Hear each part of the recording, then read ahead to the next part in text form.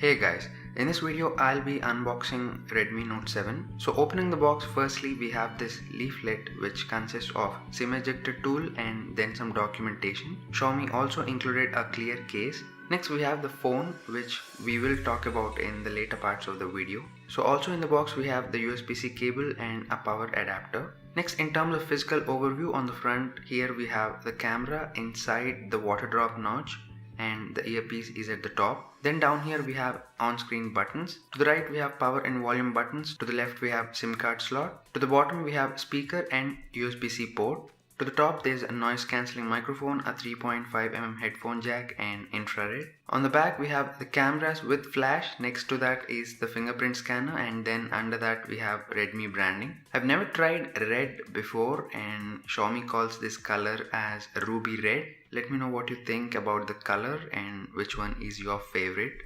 Next, in terms of security, the fingerprint scanner unlocks the phone in a blink of an eye. It's super quick. Then coming to face unlock feature, this unlocks the phone instantly. Of course, I will be testing this phone to see how it works in dark environments. Coming to internals, in terms of storage, it has 64 gigabytes of internal storage, out of which about 52 gigabytes is available out of the box, and it has 4 gigabytes of RAM. So this is the 12,000 rupee variant. This phone is running Pi right out of the box. I've also quickly shot some camera samples and this is how they turned out. These are the selfie shots, and initial impression is that the phone captures natural skin tones, but we'll have to see how it goes upon further testing. In terms of weight, it weighs at 188 grams. It's got good weight distribution to it.